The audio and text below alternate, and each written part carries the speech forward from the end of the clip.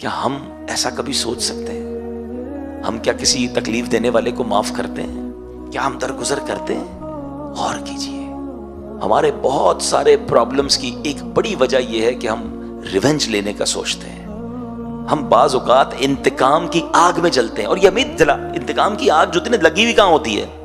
ادھر انتقام تو پتہ نہیں کب لیں گے، لیکن یہ روز جلاتی ہے، نہ سونے دیتی ہے، نہ جاگنے دیتی ہے، نہ جناب سکون دیتی ہے۔ خود ہی آگ لگا لی اپنے دل میں، اگر اس آگ کو بجھا دوں تو کتنا ریلیف ہو جائے گا، کتنا سکون ہو جائے گا، ٹینشن ہی نہیں رہی نا، مجھے بدلے ہی کسی سے نہیں لینا ہے، مجھے میرے دل میں کسی کے لیے نیگیٹو ہے ہی نہیں۔ اور آپ بلیو کریں، ہمیں ملتے ہیں کبھی کبھی کچھ لوگ کہتے ہیں یار نیند نہیں آتی، سکون نہیں ہے، میں نیند کی گولیاں کھا کے سوتا ہوں، یا رات کو سوتا ہوں تو دماغ چلتا رہتا ہے، سوچتا رہتا ہے۔ آپ یقین کریں، آپ غور کریں، دو تین پرابلمز ہو سکتی ہیں آپ کو۔ یا تو آپ کے دل میں حسد ہو گیا ہے کسی سے، کیونکہ حسد والا خود ہی جلتا ہے۔ حسد چیز ہی ایسی ہے کہ مجھے جس سے حسد ہو گیا، جب اس کو ترقی ملے گی مجھے تکلیف ہوگی، اس کو عزت ملے گی مجھے تکلیف ہوگی، وہ مشہور ہو جائے گا مجھے تکلیف ہوگی، پیسے والا ہو جائے گا مجھے تکلیف ہوگی، وہ مزے کر رہا ہے اور میں رو رہا ہوں مجھے تکلیف ہو رہی۔ کمال کی بیماری ہے کہ جس سے حسد ہے وہ انجوائے کر رہا ہے، اور وہ جتنا انجوائے کر رہا ہے اتنا مجھے تکلیف ہو رہی ہے۔ تو مجھے کیوں پالنی ہے ایسی بیماری بھائی؟ ٹھیک ہے نا، جو مجھے ہی تکلیف دے رہی ہے، اس کو کہتے ہی جیلسی ہے، جلن ہی ہے اس میں۔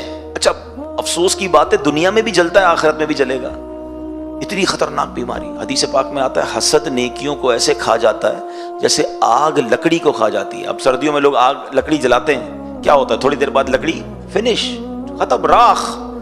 ایسی نیکیاں ختم۔ اتنی مشکل سے نیکی کروں، نماز پڑھوں، سردی میں وضو کر کے نماز پڑھوں، یا روزے رکھوں، یا تلاوت کروں، یا صدقہ خیرات دوں، اور حسد کر کے سب جلا دوں، تو مجھ سے بڑا بے وقوف کون ہوا بھائی؟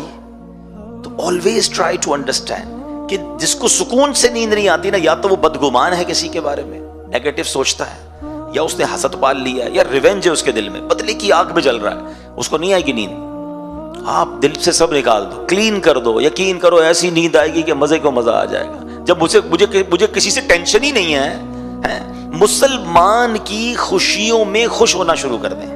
حسد کا اپوزٹ پتہ ہے کیا ہے؟ کہ آپ کو پتہ چلے نا یار کسی کو ترقی ملی، آپ انجوائے کریں، یا اللہ ماشاءاللہ سبحان اللہ، اللہ اس کو اور دے، اللہ اس کو اور نواز، مجھے بھی دے دے۔ دیکھیں یہ دعا کرنے میں کوئی حرج نہیں ہے کہ اللہ تو نے اس کو دیا ہے مجھے بھی دے دے، یہ تو میرے رب کے خزانے بھرے ہوئے ہیں نا، وہ اس کو دے سکتا ہے، آپ کو بھی دے سکتا ہے۔ لیکن یہ جو تمنا ہوتی ہے نا کہ اس کا چھین کے مجھے مل جائے، یا مجھے نہ ملے مگر یہ برباد ہو جائے، یہ حسد ہے، حرام، جہنم میں لے جانے والا کام۔ اچھا پھر اس کی جو کانسیکوینسز ہے نا وہ بڑے خطرناک ہے، نیند ہی نہیں آئے گی، ٹینشن بہت ہے، دل جل رہا ہے۔ اور پیارے آقا سب کو معاف کر رہے ہیں، ایسے شخص کو بھی معاف کر رہے ہیں۔ تو اب میں اور آپ اس واقعے سے پہلے تو یہ سیکھیں کہ ہم نے معاف کرنا ہے، درگزر کر۔ دیکھیں we are living with in human beings, ہم انسانوں کے درمیان جی رہے ہیں نا، انسان سے خطا ہو جاتی ہے۔ آپ اگر باس ہیں، ایچ او ڈی ہیں، تو آپ کے کسی ساتھ کام کرنے والے سے مسٹیک ہو جائے گی، آپ شوہر ہیں تو بیوی بچوں سے مسٹیک ہو جائے گی، والدین ہیں تو بچوں سے مسٹیک ہو سکتی ہے، آپ کوئی کہیں بھی ہیں آس پاس کے لوگ مسٹیک کریں گے۔ اچھا میں خود بھی تو کرتا ہوں نا، آپ بھی تو کرتے ہیں، آپ دوسروں کی مسٹیک یاد کر رہے ہیں، اپنی مسٹیک کیوں بھول رہے ہیں بھائی؟ آپ کی مسٹیک پکڑنے والا کوئی اور ہے، مگر آپ دوسروں کی مسٹیک چھوڑ نہیں پا رہے۔ نہ کریں ایسا۔ اور یہاں میں بڑی ایک باریک سی بات کہہ کر آگے نکل جاؤں گا، ہم سب کی ایک دعا ہوتی ہے اور اچھی دعا ہے، اور خاص طور پہ جب شب قدر آتی ہے تو سبھی دعا کرتے ہیں، اللہم انک عفو کریم تحب العفو فاعف عنی۔ اس کا معنی پتہ ہے آپ کو؟ میننگ بڑا پیارا معنی ہے، اور بلکہ چلیں یہ مشورہ بھی دیتا ہوں، whenever you try to recite any of Arabic application، جب بھی آپ کسی عربی دعا کو پڑھیں اس کی میننگ ضرور سمجھا کریں، پھر مزہ ہی اور آئے گا۔ آپ مانگ کیا رہے ہیں آپ کو ہی نہیں پتا، آپ کسی جگہ پر آپ ایپلیکیشن دے رہے ہیں، کوئی کہے کیا لکھا ہے بولے مجھے نہیں پتا، تو بھی کیسی ایپلیکیشن ہے بھائی؟ آپ کو ہی نہیں پتا کیا مانگنا ہے۔ ایپلیکیشن پڑھتے ہیں، سمجھتے ہیں، نہیں سمجھ آتا ٹرانسلیٹ کرتے ہیں، اب تو چیٹ جی پی ٹی پتہ نہیں کدھر کدھر سے ٹرانسلیٹ ہو جاتا ہے، تو بھائی دعا کا بھی تو معنی سمجھو نا، کیا مانگ رہے ہو اللہ سے؟ آپ بلیو کریں جس دن عربی دعائیں سمجھ آنے لگ گئی آپ کو مزے کو مزہ آ جائے گا، کیونکہ اس میں جو فصاحت ہے، اس میں جو بلاغت ہے، اس میں جو رقت ہے، اللہ اکبر۔ یہ میرا موضوع نہیں ہے، ورنہ اس پر پھر کبھی بات کریں گے کہ عربک دعاؤں کا ایسنس کیا ہے اور اس کا لطف کیا ہے کہ اس کو سمجھ کے پڑھیں۔ بہرحال اس دعا پر آتے ہیں۔ اچھا یہ دعا بھی نبی پاک علیہ الصلوۃ والسلام نے بیان کی ہے، حدیث پاک کی دعا ہے۔ بی بی عائشہ صدیقہ رضی اللہ تعالی عنہا نے پیارے آقا سے پوچھا تھا نا کہ حضور شب قدر کو پالوں تو کیا پڑھوں، تو نبی پاک نے دعا بتائی تھی۔ سبحان اللہ، اللہ کے حبیب بتائیں کہ اللہ سے ایسے مانگو، اس سے اچھی دعا کون سی ہوگی؟ ڈائریکٹ क्वेश्चन आंसर मिल गया ना, आप कहते हैं ना पेपर आउट हो जाए, पेपर आउट ही तो कर दिया नबी पाक ने, जिससे मांगना है उससे ये ऐसे मांग लो, रब के हबीब बता रहे हैं। लेकिन इस दुआ के माना क्या, अल्लाहुम्मा इन्नका अफ़ुव्वुन, ए अल्लाह तू माफ करने वाला है, तुहिब्बुल अफ़्वा, माफी को पसंद करता है, फ़अफ़ु अन्नी, मुझे भी माफ कर दे। Look at the beautiful way to ask. मगर अब मैं आपसे एक सवाल करना चाहता हूं, मैं अल्लाह से तो ये कह रहा हूं अल्लाह तू माफी को पसंद करता है, मुझे माफ कर दे, मैंने बंदों को माफ कर दिया है? एक ऐसी दुआ है कि मैं कहूं या अल्लाह तू मुझे माफ कर दे, मैं तेरे बंदे माफ नहीं करूंगा, मैं तो बदला लूंगा, मैं तो इंतजार में बैठा हूं। बल्कि कुछ लोग तो इतने खतरनाक होते हैं कि वो अगले की खुशी का इंतजार कर रहे होते हैं कि इसके बच्चे की जिस दिन शादी होगी ना, उस दिन रंग में भंग डालूंगा, उस दिन बदला लूंगा, उस दिन जिल्लत जलील करूंगा, जिस दिन इसकी प्रमोशन होगी ना, या जिस दिन जनाब इसको कोई तरक्की मिलेगी, मैं उस दिन अपना जो है ना गुस्सा निकालूंगा। अस्तगफिरुल्लाह, अस्तगफिरुल्लाह, कितना गंदा ज़हन है यार। किसी मुसलमान की खुशी खराब करनी है आपको? सोचे वो लोग, क्योंकि ये लाइव भी जा रहा है मेरा बयान, खुदा के वास्ते सोचे, वो रिश्तेदार सोचे कि अल्लाह ने उस भाई के घर में खुशी दी है, अरमानों से वो खुशी कर रहा है, और आप इस नीयत से जा रहे हो उस खुशी में, या नहीं जा रहे हो उस खुशी में कि मैं इसकी खुशी को खराब करूं। ऐसा ना हो तुम्हारी सारी खुशियां खराब हो जाए, ऐसा कभी नहीं सोचना चाहिए। तो सुनिए कैसी दुआ है, अल्लाह मेरे सारे गुनाह माफ कर दे, मैं तेरे बंदों को माफ नहीं करूंगा। ये कैसी दुआ है, मुझे बताओ ना। मजा क्या है कि मैं पहले सबको माफ करूं, जिसने भी मुझे सताया, तकलीफ पहुंचाई, और फिर अल्लाह से अर्ज करूं, ऐ करीम तू सबसे बड़ा माफ करने वाला है, मैं तो बंदा हूं ना, मैंने बंदा होकर तेरे सारे बंदों को माफ कर दिया, अब ऐ करीम तू भी मुझे माफ कर दे। हैं, फिर दिल से निकलेगी ना, फिर उसका लुत्फ भी और होगा। तो अपने दिलों को साफ कीजिए। This is the second resolution, एक दूसरी अच्छी नीयत नए साल की और नई प्लानिंग की, कि दिल साफ होना चाहिए, दिल क्लीन होना चाहिए। ये हसद, बदगुमानी, लेग पुलिंग, ये बहुत सारे इदारों में चल रहा होता है, यार ये क्यों तरक्की कर रहा है, इसको क्यों तरक्की मिल रही है। देखिए याद रखें, पता नहीं क्यों हमारा ये माइंडसेट बन जाता है कि इसकी तरक्की मेरी तरक्की में रुकावट है। ऐसा नहीं है, हर बंदा अपना नसीब लेकर आता है यार। एक समुंदर है, समुंदर में क्या मछली को रास्ता ढूंढना पड़ता है कि ये मछली हटेगी तो मुझे रास्ता मिलेगा? इतना बड़ा समुंदर है अल्लाह की रहमत का, उसको भी तैरने दो, आप भी तैरे, आप अपने बलबूते पर आगे बढ़े ना, उसको पीछे करके आगे क्यों बढ़ना है? हाँ, वो कहते नहीं वो असल में उसने वो चापलूसी की थी, तो उसने वो शिकायत की थी, तो उसने फला काम किया था, इसलिए वो आगे बढ़ गया। वो यार आप इन चीजों को छोड़ देना, आपके नसीब में जो आपको मिलकर रहेगा। आप अल्लाह की रहमत से नाउम्मीद क्यों होते हैं? असल में हसद की एक बेसिक वजह पता क्या हो जाती है?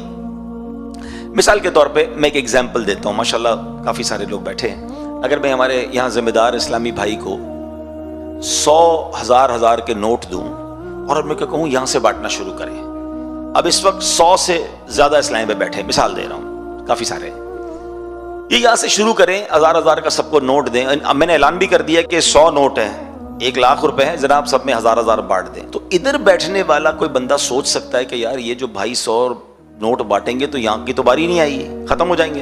तो वो हो सकता है यहाँ से खड़ा हो और आगे जाके लाइन तोड़कर अपना 1000 रुपए ले ले, क्योंकि मेरी बारी में तो खत्म हो जाएंगे इनके पास। अव्वल तो ऐसा करना नहीं चाहिए, लेकिन लॉजिकली तो समझ आता है ना कि है ही 100 नोट, बंदे 200 हैं। अच्छा, इनके पास 100 हैं तो बाकी को टेंशन हो रही है, अल्लाह के पास तो महदूद नहीं है ना, उसके खजाने तो भरे हुए हैं ना। हम ये क्यों सोचते हैं कि इसको मिलने से पहले मुझे मिल जाए वरना खत्म हो जाएगा? नहीं खत्म होगा, उस करीम के खजाने भरे हुए हैं, वो जब से दुनिया भरी बांट रहा है।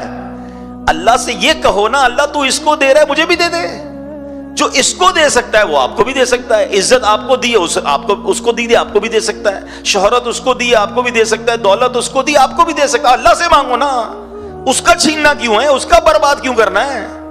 यही वो मिस्टेक है जो हमें समझ नहीं आ रही, और मिलता भी नहीं है। मैं आपको सही बताऊं, मांगने से मिल जाता है, अल्लाह की बारगाह में मांगने से मिल जाता है, बंदे से छीनने से मिलता नहीं है। सारी दुनिया कोशिश कर लेना किसी को गिराने की, और रब ने इज्जत रखी है, कोई नहीं बिगाड़ सकेगा उसका।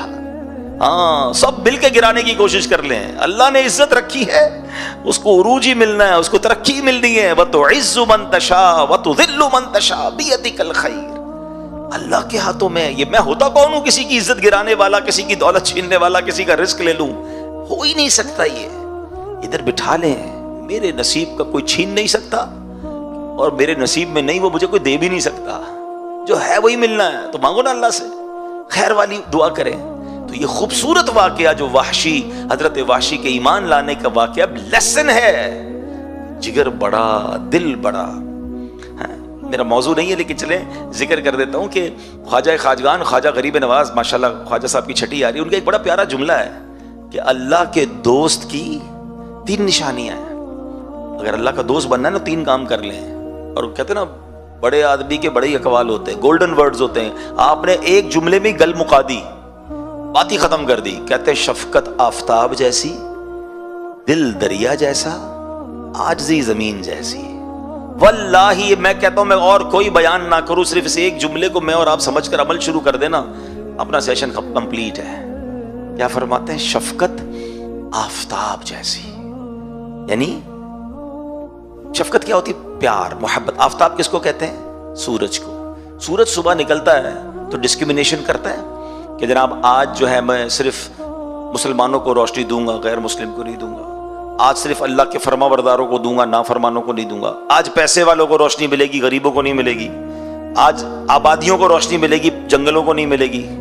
Not at all. شفقت پوری دنیا کو روشنی دیتا ہے بلا کسی ڈسکریمنیشن کے. ایسا ہی ہے. اور ہم کیا کرتے ہیں؟ ہماری مسکراہٹ بھی بڑی قیمتی ہے, جاننے والوں کو ہی دیں گے, جس کو جانتے نہیں اس کے آگے مسکراتے بھی نہیں ہیں. بلکہ ملاقات شیک ہینڈ بھی نہیں کرتے. شیک ہینڈ بھی اسی سے کرے گی جس کو جانتے. نماز پڑھنے حالانکہ مسجد میں گئے ہیں, مگر جس کو نہیں جانتے اس کو نہیں. خاص طور پہ اگر کوئی غریب کپڑوں والا ہے اسے تو ملے گا کوئی نہیں. یہ کیا ہو گیا؟ اخلاق تو سب کے ساتھ ہونے چاہیے نا. ہاں ہمارے الگ الگ چہرے ہیں کچھ لوگوں کے. اپنی آفس پہ بڑے با اخلاق, اسمائلی فیس, کسٹمر سروس پہ کام کر رہا ہوں نا, اپنے کسٹمر کے ساتھ بڑے بڑے سافٹ مینر ہوں گے. یہی بندہ جب گھر جاتا ہے تو ببر شیر بن جاتا ہے. گھر والے ساری ٹینشن میں جب بندہ یہ گھر جاتا ہے, بھائی ایمرجنسی آ جاتی ہے کچھ لوگوں کے گھر میں, جلدی کھانا ریڈی کرو, گرم کرو ورنہ خیر نہیں ہے. روٹی گرم نہیں ہوئی تو ڈانٹ پڑے گی, چائے ٹھنڈی ہو گئی تو ڈانٹ پڑے گی, استری نہیں ہوئی تو ڈانٹ پڑے گی, جوتے پالش نہیں تو خیر نہیں. بندہ کہ بندہ گھر میں آیا, انسپیکٹر آیا ہے. حالانکہ حدیث پاک کا مضمون ہے کہ تم میں بہترین وہ ہے جو اپنے گھر والوں کے ساتھ اچھا ہے, اپنے گھر والوں کے ساتھ بہترین ہے. اور پھر نبی پاک اپنے بارے میں فرما رہے, سن لو میں تم سب سے زیادہ اپنے گھر والوں کے ساتھ بہترین ہوں. اگر ہم ہیں ایسے, اچھا پھر گھر والوں بھی کیٹیگرائز کر دیا نبی پاک علیہ الصلوۃ والسلام نے. اس میں بھی ون آف دا ٹاپ کون ہے؟ کہ ایک بار پیارے آقا علیہ الصلوۃ والسلام کی بارگاہ میں ایک شخص آیا, کہتے حضور میرے سب سے زیادہ اخلاق کی حقدار کون ہے؟ فرمایا تیری ماں. کہ حضور اس کے بعد؟ فرمایا تیری ماں. کہ تھرڈ ون, تیسرا کون حضور؟ فرمایا تیری ماں. پھر کہتے حضور اب کون؟ فرمایا تیرا والد. ہائے ہائے ہائے. ایک اور خوبصورت بات بتاؤں, علماء نے اس حدیث کو بڑا خوبصورت انٹرپریٹ کیا ہے, بڑی پیاری اس کی شرح بیان کی ہے. وہ کہتے ہیں نا ہم خود ہی حدیث سمجھ لیں گے, خود ہی قرآن سمجھ لیں گے. بھائی ہمارے پاس وہ علم نہیں ہے جو علماء کرام اور مفسرین اور شارحین کے پاس ہے. مشکل کتابوں کو آج بھی پڑھنے کے لیے استاد چاہیے ہوتا ہے. اگر یہی کتابوں سے پڑھ کے علم کرنا آسان ہوتا تو چلیں آج سے MBBS کی کتابیں خود ہی پڑھ لیں, ڈاکٹر بن جائیں اور آپریشن شروع کر دیں. ہر آپریشن یوٹیوب پر بھی موجود ہے, ہر آپریشن کتاب میں بھی لکھا ہوا ہے. اٹھائیں چھری, اٹھائے کاٹے, کاٹ دے بندہ. بندہ کہ نہیں بھائی کتاب سے آپریشن نہیں ہوتا, پریکٹس سے ہوتا ہے, ٹیچر چاہیے. اس میں سب سمجھ آتی ہے کہ ہاں بھائی جب تک پریکٹس نہ ہو, ہاؤس جاب نہ ہو, بندہ علاج نہیں کر سکتا, وکالت نہیں کر سکتا, فلاں کام. علم کے بارے میں, دین کے بارے میں بندہ کہتا ہے علماء کی کیا ضرورت ہے. یہ سوشل میڈیا پہ یہ بھی تو شوشے چھوڑے جا رہے ہیں نا کہ بھائی کیا ضرورت ہے علماء کے پاس جانے کی, کتابیں ہیں نا, گوگل سے سرچ کرو, گوگل مفتی فتویٰ دے دے گا. اللہ کے بندو, مفتی گوگل ذرا سوچو تو صحیح, گوگل بنایا کس نے؟ یہ ساری ٹیکنالوجیز کیا مسلمانوں نے بنائی ہیں؟ تو کیا آپ کو نہیں لگتا کہ اس میں کچھ ایسا بھی ڈال دیا ہو جو اسلام کے خلاف ہو؟ آپ تو سرچ کریں گے اور عمل کر لیں گے. آج بھی معاذ اللہ ہم کام کر رہے ہیں دعوت اسلامی والے اس پر کہ آج بھی بدقسمتی سے اسلام لکھیں, قرآن لکھیں, دین لکھیں, سرکار علیہ الصلوۃ والسلام کا نام لکھیں, ٹاپ پر بدعقیدوں کی باتیں آ جاتی ہیں, غیر مسلموں کی باتیں آ جاتی ہیں, معاذ اللہ قادیانیوں کی باتیں آ جاتی ہیں. تو اس دعوت اسلامی اس کو کاؤنٹر کر رہی ہے, ہمارا IT ڈپارٹمنٹ پورا اس پر کام کر رہا ہے. مگر یہ سوچنے کی بات ہے نا کہ دین جو ہے وہ کیسے بغیر علماء کی اور بغیر